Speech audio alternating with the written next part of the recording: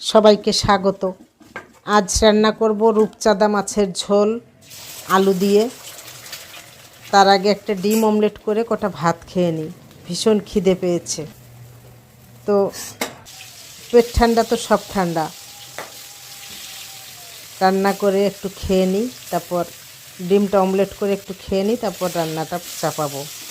তো রূপচাঁদা মাছের ঝোল রান্না করব আলু দিয়ে।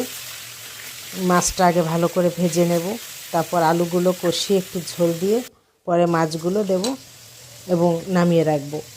তো আমার রান্নাটা দেখতে থাকুন আপনারা।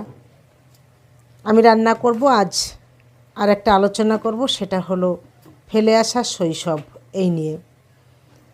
তো মাঝে মধ্যে জানালার ধারে বসে হঠাৎ মনে হয় আমরা কি যেন ফেলে এসেছি। আমাদের চারপাশের পৃথিবীটা অনেক আধুনিক হয়েছে, আমাদের হাতে দামি ফোন এসেছে, বাড়িতে এসি এসেছে, কিন্তু এই সব কিছুর ভিড়ে আমরা কি আমাদের সন্তানদের সবচেয়ে দামি জিনিসটা দিতে ভুলে যাচ্ছি না? সেটা হলো তাদের শৈশব। আমাদের ছোটোবেলার কথা ভাবুন তো। ঘড়ির কাঁটা ধরে আমাদের জীবন চলতো না। স্কুল থেকে ফিরেই ব্যাগটা এক কোণে ছুঁড়ে ফেলে দৌড় দিতাম মাঠে।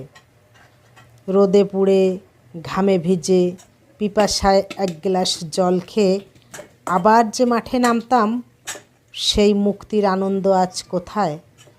আজকের শৈশব যেন বড্ড বেশি যান্ত্রিক, বড্ড বেশি চার দেয়ালের মাঝে বন্দি।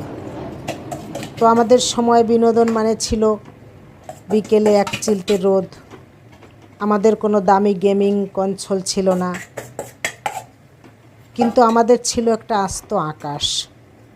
বর্ষার দিনে কাগজের নৌকা ভাসানো, গাছের মগডালে উঠে পড়ার দুঃসাহস, কিংবা চড়ুই ভাতির সেই অনাবিল আনন্দ, এগুলো কি আজকের শিশুরা চেনে? আমরা জানতাম বৃষ্টির শব্দ কেমন হয়, আমরা জানতাম মাটির ধোসা গন্ধ কেমন হয়। আর এখনকার শিশুদের কাছে বৃষ্টির আনন্দ মানে হলো ফোনের গ্যালারিতে স্লো মোশন ভিডিও বানানো। আমরা কাগজের প্লেন বানিয়ে আকাশে ওড়াতাম, আর ওরা এখন ভার্চুয়াল ড্রোন ওড়ায়। এই বদলটা কি শুধুই প্রযুক্তির, নাকি আমরা আমাদের সন্তানদের অজান্তেই প্রকৃতির কোল থেকে সরিয়ে নিচ্ছি? একটু লক্ষ্য করে দেখুন, আজকের শিশুর হাতে আমরা স্মার্টফোন তুলে দিচ্ছি স্রেফ তাদের শান্ত রাখার জন্য।